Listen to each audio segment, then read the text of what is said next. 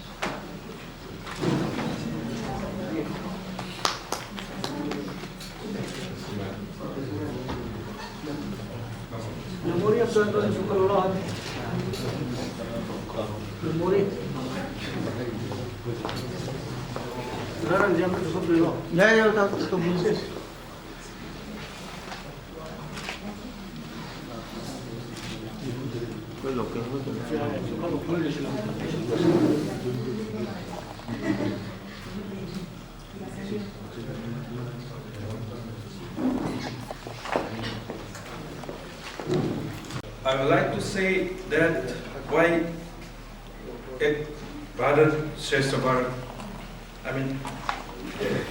why we are organizing this Viksit Bharat at the rate 2047 across the nation. That our Honorable Prime Minister of India, Shri Narendra Modi, in his recently launched in 11 December 2013 across the nation and address to all the wise servants. So, as part of that, our Manipur University, also being a central university, we get the privilege of initiating a nation by 2047. So the name of the symposium will be like the role of youth for a developed India.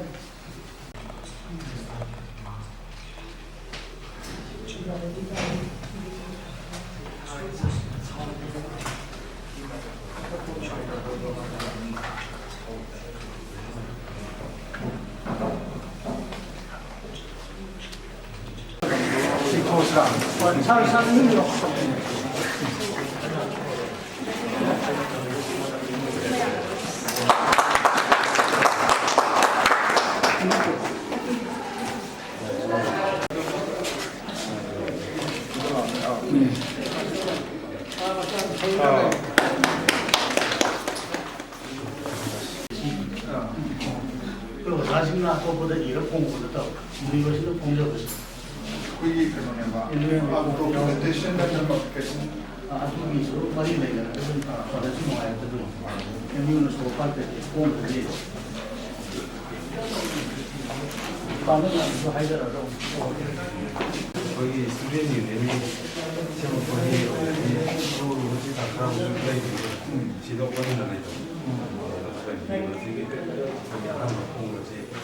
Other student union is we are playing.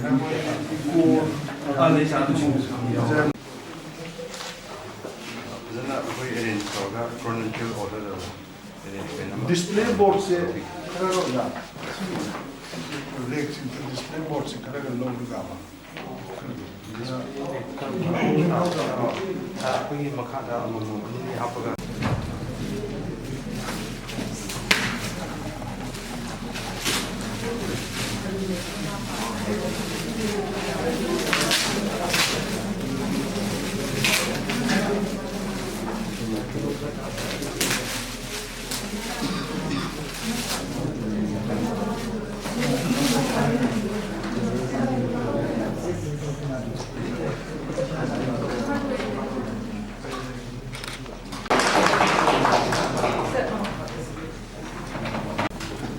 Learned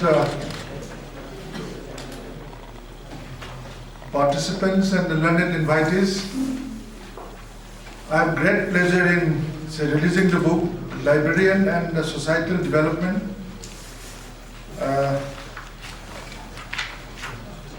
edited by Professor C.I.C. Bol Singh.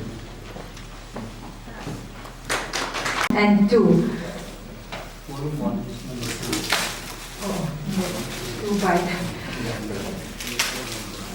Professor N. Lokendra Singh, Honorable the Vice Chancellor of Manipur University, and respected Professor S. Jivan Kumar Singh, Dean, School of Human and Environmental Science, Manipur University, and Professor C.H. Gopal Singh, Librarian in Charge and Nodal Officer, Ek Bharat, Shrestha Bharat Cell, Manipur University.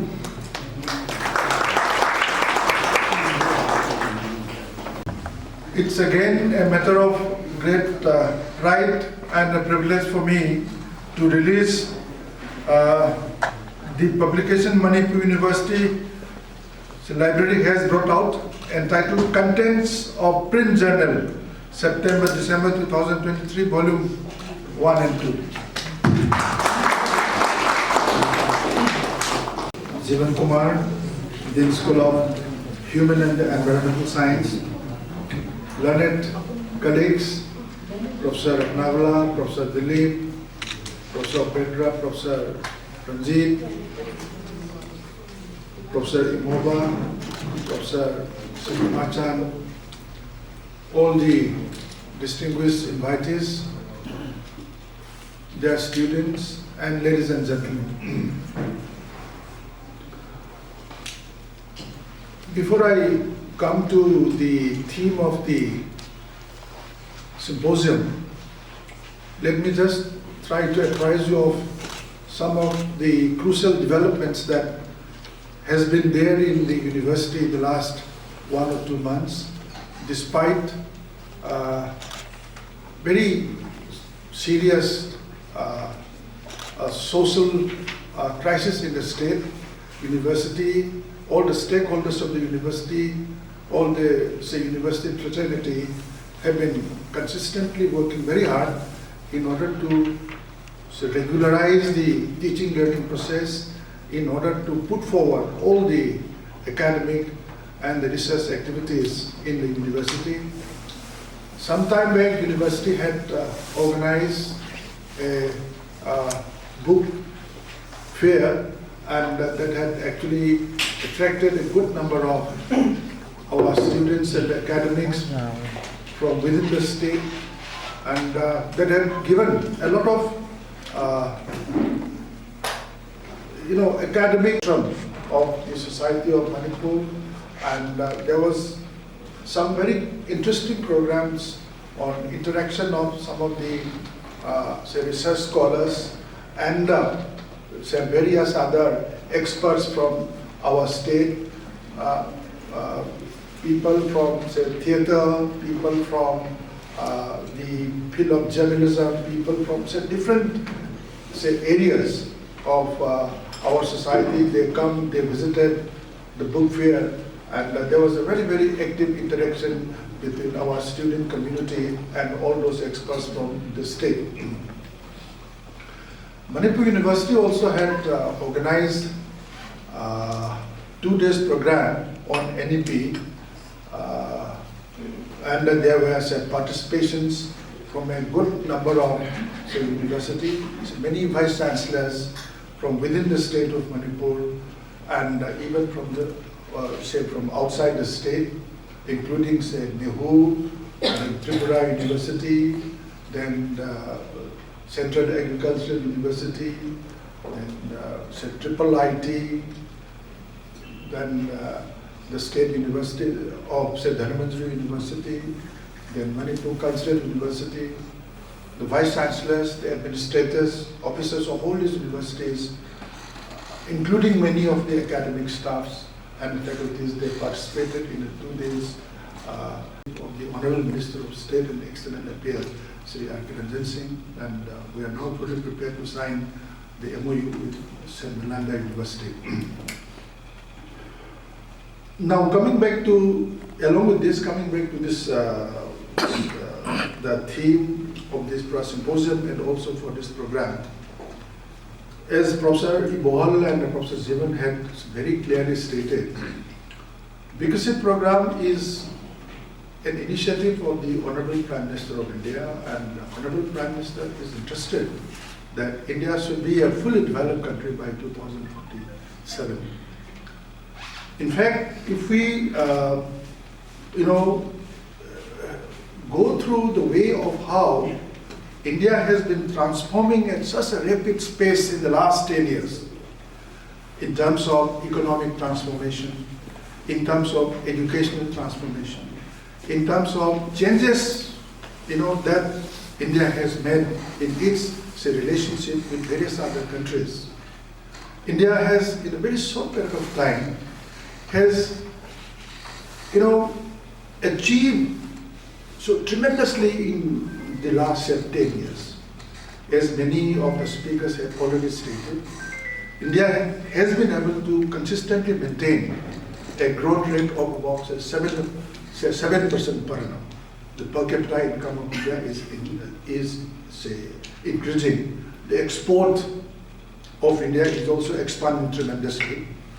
And 2-3 important reasons for such an economic growth rate is because of the expansion in the digital world. India has been achieving such a phenomenal expansion of the digital world. The internet penetration in India are educated, they are very mobile, they are very well placed, they are well read, and this, so well read, who are very technologically skilled and who have been placed in different universities and institutions within India and outside India, and these strong, youth workforce led by very, very well educated and well skilled people.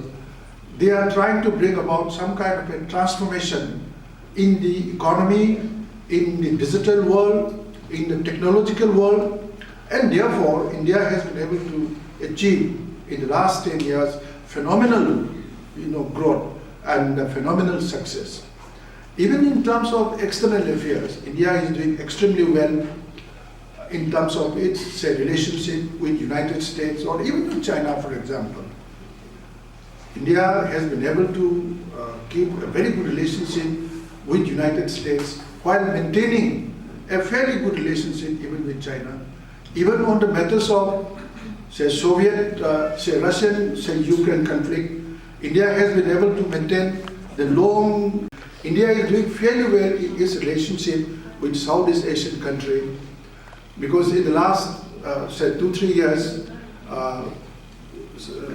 through its policy of Indo-Pacific expansion, India has been able to build up its relationship with the ASEAN country, plus with all the Quad countries like Australia, the US and Japan. Even on matters related with our neighboring countries and Myanmar, India's relationship with Myanmar is fairly good while dealing with many other nefarious activities of many of the insurgent group as well as ethnic group, which is actually creating a lot of problem in the Indo-Myanmar border and thereby greatly impacting on the way of how many of the border states of India, like Manipur or Mizoram and many other states are suffering. So therefore, retain or to achieve many of the sustainable development goals of the United Nations. There are 17 sustainable goals to be fulfilled, and in order to fulfill all these sustainable development goals, the Government of India under the leadership of Honorable Prime Minister has introduced a number of flagship programs. So whether it is the Utshav scheme or Swachh Bharat or Ek Bharat Shresth Bharat, so many schemes have been launched as a flagship program, and all these flagship programs are aligned with many of the sustainable goals of the United Nations. And so therefore, now the focus is more as Professor Jivan was so emphasizing on one point, that is now Honorable Prime Minister is thinking of